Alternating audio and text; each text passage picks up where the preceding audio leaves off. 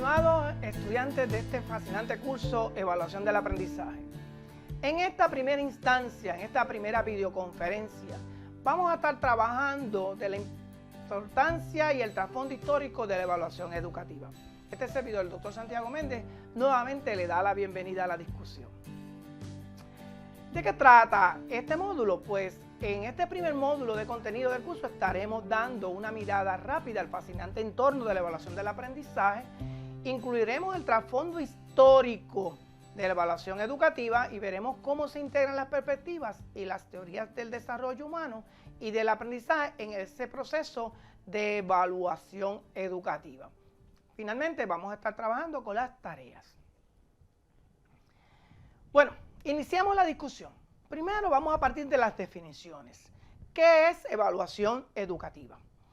La evaluación educativa es un medio para determinar si los estudiantes están logrando cumplir los objetivos marcados. Es un proceso continuo y personalizado dentro del proceso de enseñanza-aprendizaje, cuya finalidad, o sea, la finalidad de la evaluación educativa es conocer la evolución de cada estudiante, para, si es necesario, adoptar medidas de refuerzo o de compensación que garanticen que se lo alcanzaron o se alcanzan los objetivos educativos definidos para el grado y o nivel de cada estudiante. Es por esta razón que se le considera a la evaluación educativa como un medio de gran utilidad para tomar decisiones pedagógicas dirigidas a mejorar el desempeño de cada estudiante.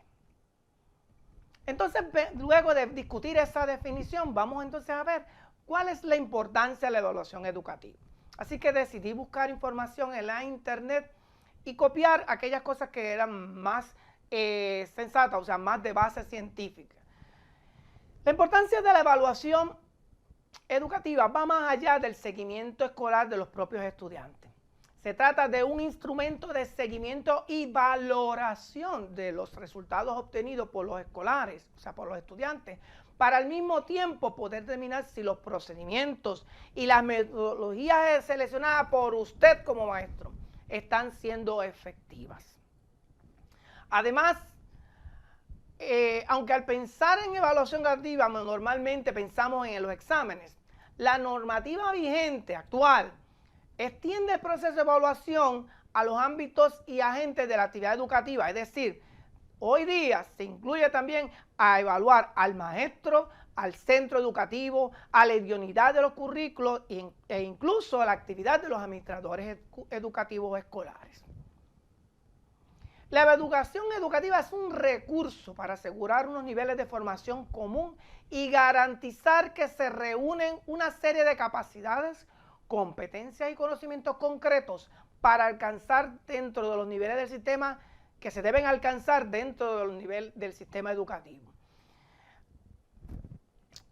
Vamos entonces, luego de que hablamos un poco de lo que es la definición de evaluación educativa, de lo que es la importancia de la educación educativa, vamos a hablar entonces de unos conceptos particulares, y uno que no se nos debe pasar es el asunto del aprovechamiento escolar. Este se expresa como aprendizaje afectivo, motores o racionales. Módulos posteriores vamos a hablar de eso en más detalle. El aprovechamiento escolar varía de acuerdo con las circunstancias o condiciones orgánicas y ambientales que determinan las aptitudes y las expresiones de cada caso en particular.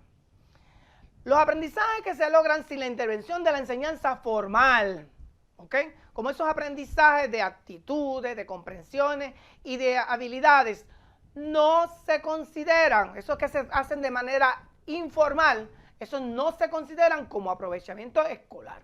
Es bien sencillo, o sea, es todo lo que está dentro de la enseñanza formal se le considera aprovechamiento escolar. Para considerarlo aprovechamiento escolar es necesario que lo aprendido constituya un objetivo de enseñanza.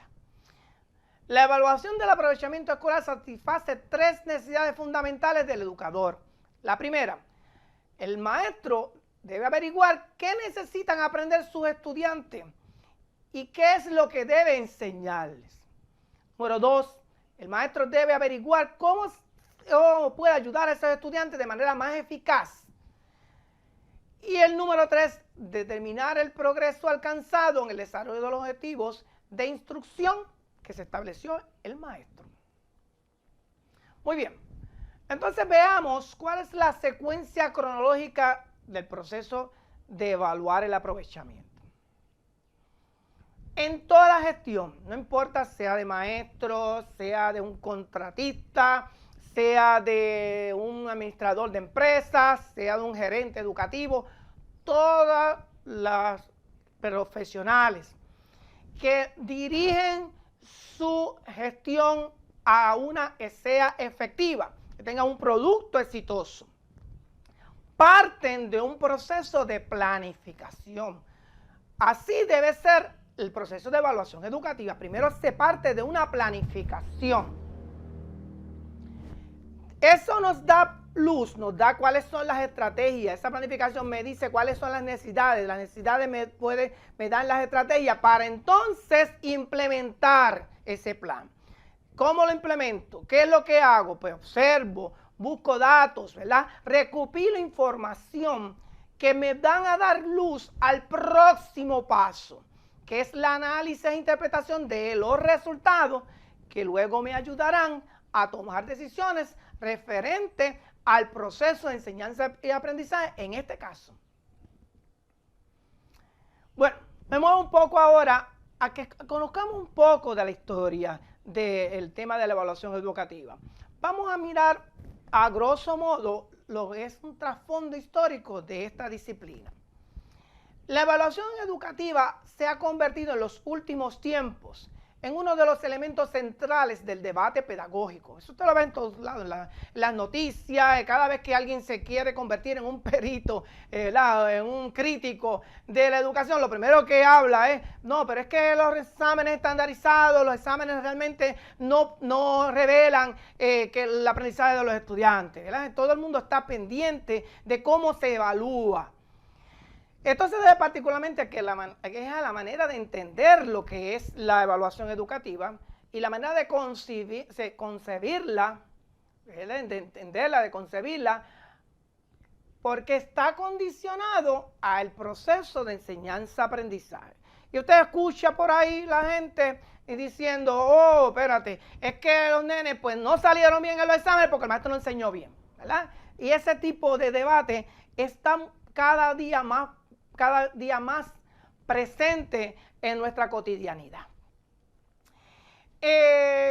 Cuando uno revisa la literatura especializada, se visualizan diversos momentos por lo que ha pasado en la evaluación educativa, hasta llegar al punto en que estamos, que le acabo de discutir.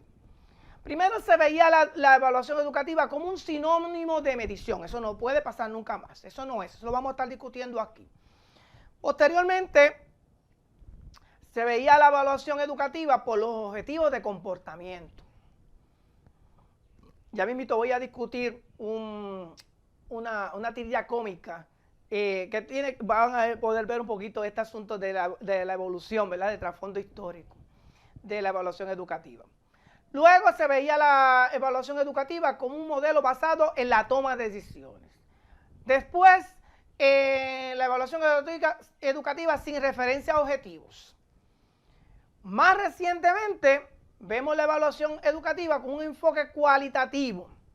Y ahora, actualmente, no solamente miramos lo cualitativo, sino que miramos lo cualitativo y lo cuantitativo para tomar decisiones referentes al proceso de enseñanza-aprendizaje y cómo vamos a ayudar a nuestros estudiantes a mejorar, ¿verdad? Si necesitan mejorar o aquellas prácticas que resultaron efectivas, pues sostenerlas, volverlas a replicar con otros estudiantes.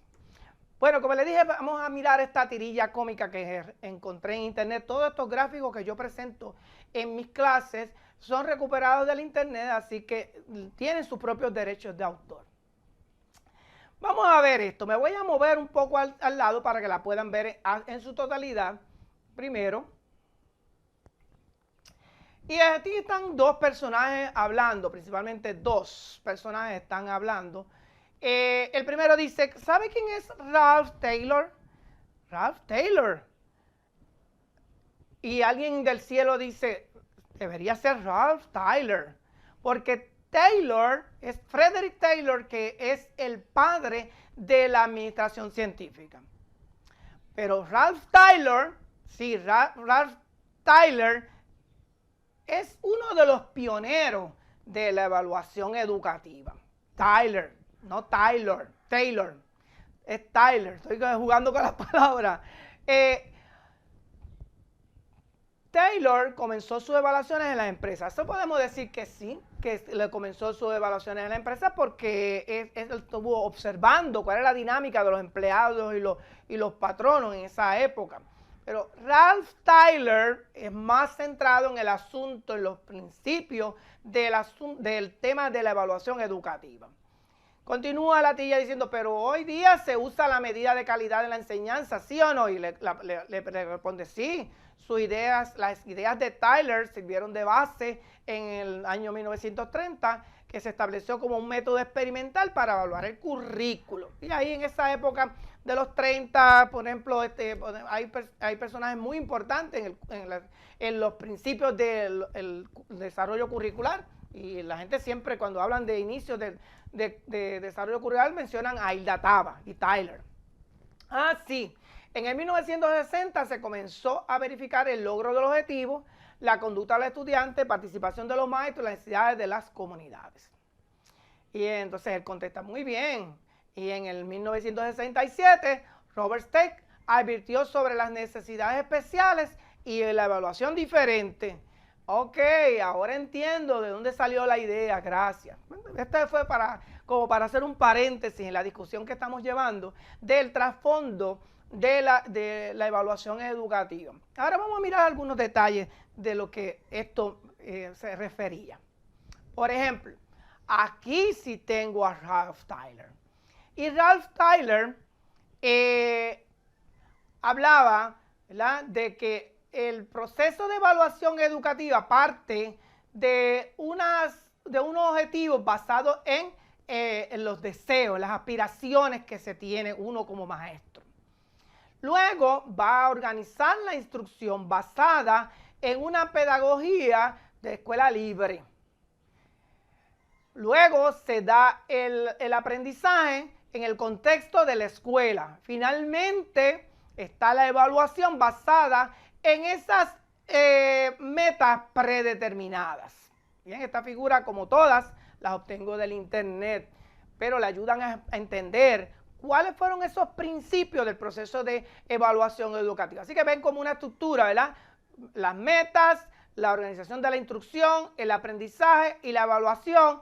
Y en esos procesos siempre tiene que haber retroalimentación para que haya una reforma, ¿verdad? Para que haya cambios. Así lo vio Ralph Tyler. Más adelante, como mencionaba la tirilla cómica, tenemos entonces a Robert Stack. El modelo de evaluación educativa de Robert Stack es más complejo y aquí lo pueden ver, ¿verdad? Las intenciones, que es lo que se pretende de la gente, las observaciones, las normas que generalmente es lo que se pone a prueba y los juicios. Fíjense que es más complejo la forma en que ve el modelo, la secuencia de Robert Stack. Inclusive Robert Stack habla de congruencia, de antecedentes, de transacciones, de logro. Es más complejo. Eso es todo. Continuamos hablando entonces de los inicios de la evaluación educativa. El término evaluación educativa, no lo mencioné antes, pero ahora lo estoy haciendo, tiene sus orígenes en las primeras décadas del siglo 30. De cierta manera, cuando estuve mencionando la tirilla cómica en 1930, pues coincide con esto.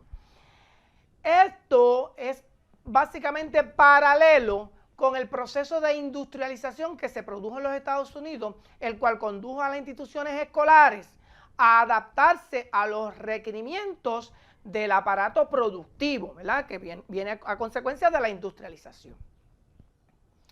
Por eso se señala que el origen del término de evaluación se enmarca dentro de una visión funcionalista para la producción y una concepción conductual. ¿Qué hace el hombre? De este particular, entonces, Gioss destacó lo siguiente, que en los primeros años del siglo XX las escuelas eran concebidas como fábricas, los estudiantes como materia prima, y los conceptos educativos de conocimiento, valores y relaciones sociales se reducían a términos de neutralidad técnica y a un razonamiento estricto de medios y fines. Así empezaron las cosas. Otro momento decisivo en la aparición de la evaluación y su aplicación al campo educativo fue la utilización de la utilización masiva de las pruebas psicológicas o psicométricas, que ofrecieron a los docentes el instrumento determinante para cuantificar científicamente el rendimiento de los estudiantes, lo que produjo consecuencialmente la incorporación de la estadística, que aquí vamos a trabajar con eso, como método evaluativo a otros componentes del sistema. Bueno, del sistema educativo. Vamos entonces a esto, seguimos con el asunto de la evaluación, el tema de la evaluación educativa. No nos podemos desarticular, no podemos despegar de esas teorías, de esas perspectivas de desarrollo humano o de las teorías del aprendizaje. Entonces tenemos que mirar, no podemos dejar de hacerlo, los modelos, por ejemplo el conductista. ¿Cómo ve la evaluación según el modelo conductista? ¿Ok? Pues primero dice, ¿qué es lo que vamos a evaluar según los conductistas? Los resultados. ¿Cómo los vamos a evaluar? Pues con un instrumento tradicional. Examen. ¿Quién evalúa? El maestro. ¿Cuándo evalúa? Pues miren esto, los conductistas, ¿cuándo se evalúa? Al final. Al final de todo el proceso. Más recientemente, a partir de la década del año 1970, ¿verdad? A partir de la década del 70, se han dado importantes avances en la búsqueda de transformar los planteamientos éticos, que vamos a estar estudiando en el tercer módulo, epistemológicos y teóricos que sustentan un paradigma experimental. Esto dio paso a que de los estudios antropológicos de campo surgiera la evaluación, que utiliza como técnica para recolectar los datos la entrevista en profundidad y la observación participante, y se apoya fundamentalmente en resultados cualitativos originados de la descripción sistemática y de la interpretación valorativa que se producen del contacto directo con los objetos de estudio. ¿Ven? Ya están viendo cómo ha ido evolucionando. Ya nos vamos despegando del puro examen o de las puras pruebas psicométricas, sino que ahora vamos a tener entrevistas y observación participantes. Es más cualitativo. Entonces nos movemos a la evaluación de acuerdo al modelo cognitivo, constructivista y social. Podemos comparar estos gráficos, ¿verdad?, que obtengo del internet, me dan la oportunidad para que usted pueda comparar entre, por ejemplo, en este caso, con el modelo conductista. En el modelo cognitivo constructivista social, ¿qué vamos a evaluar? Pues ahora se amplía el objeto de evaluación, no solamente los resultados, sino vamos también a poder ver los factores. ¿Cómo evaluar? A través de procedimientos o instrumentos diversificados. Ahí está la diferencia de los conductivistas, que ellos evalúan con instrumentos tradicionales, como el examen. Aquí vamos a tener, vamos a evaluar con distintos instrumentos. ¿Quién evalúa? No necesariamente como eran los conductistas, que era solamente el maestro. Aquí diferentes agentes que intervienen con el estudiante, por ejemplo, son los que van a evaluar. Y ahora, diferente a los conductistas también, en el modelo cognitivo constructivista social, vamos a evaluar durante todo el proceso. Y ahí usted ya va viendo cómo ha ido evolucionando el asunto de la evaluación educativa. Hasta hoy día, ¿qué es lo que evaluamos? Pues ahora tenemos tres dimensiones del conocimiento. Tenemos la dimensión conceptual, la procedimental y la actitudinal. En lo conceptual, la palabra lo dice, vemos conceptos, hechos, principios. Cuando evaluamos la dimensión procedimental, nos referimos a los desempeños algorítmicos o desempeños heurísticos. Los desempeños algorítmicos vemos los procedimientos, las estrategias.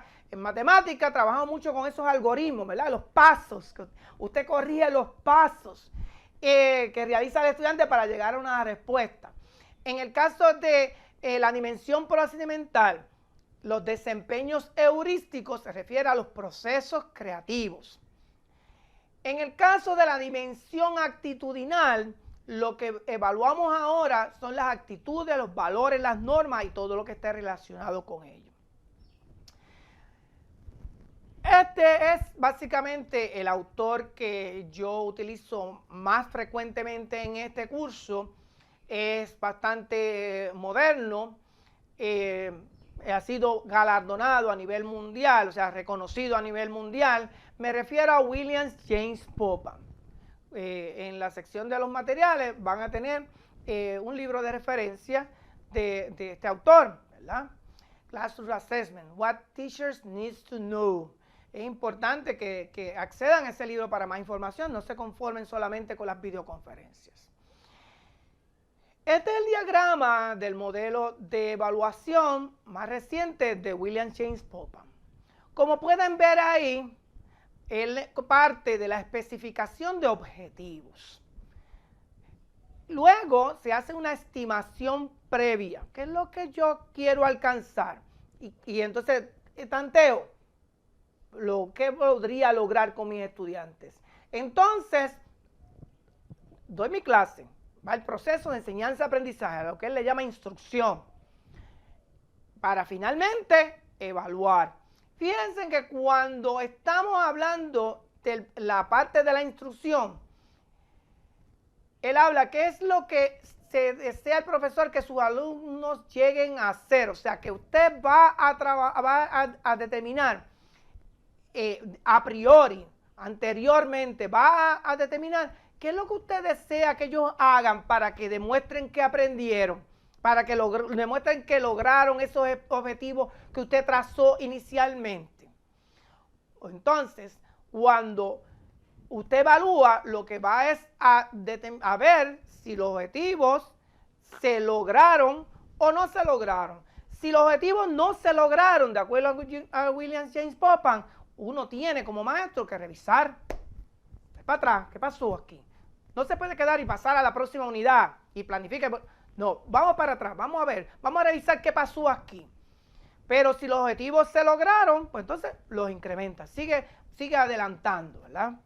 Y que este es un modelo más fácil, precisamente, más que el de Stake. Es un modelo que me ayuda a entender cómo se da esa dinámica de la evaluación educativa en el ámbito de nosotros como maestros.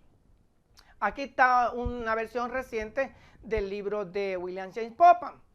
Y vamos entonces a ir cerrando esta presentación. En la actualidad, más que nunca antes, los maestros y también los expertos en currículo consideran las etapas del desarrollo humano y las teorías del aprendizaje para el diseño de los modelos de evaluación. O sea que no podemos limitarnos a esta estructura, sino que también tenemos que adaptar ese proceso que realizamos nosotros los maestros de evaluación a la etapa de desarrollo que está el niño. Las teorías que todavía están vigentes del desarrollo humano, y esas teorías, dentro de ellas están las teorías del aprendizaje. Los instrumentos de evaluación que se recomiendan en la actualidad se enfocan en las particularidades del educando, por eso estoy diciéndolo de esta manera. Se enfocan en el contexto donde se desenvuelve el estudiante. En esas teorías, así tanto como las competencias y los contenidos que se pretende medir. En esta parte les voy a dar a ustedes un espacio para que verifiquen este fascinante video que le ubiqué aquí. Ahí hay un enlace. Este video le habla de esas teorías y para que las conozcan más en profundidad y cómo se pueden implementar en el proceso de evaluación educativa. Aquí están las referencias y debo aclarar lo siguiente: todos los gráficos utilizado en esta presentación, inclusive el contenido de la presentación, tiene sus derechos de autoría. Este profesor no aspira a atribuirse esos derechos de autoría. Por el contrario, agradezco a estos elementos que estén accesibles a Internet para su utilización y lo utilizo para tener una clase que sea a tono a la realidad que estamos viviendo. Les veo en la próxima.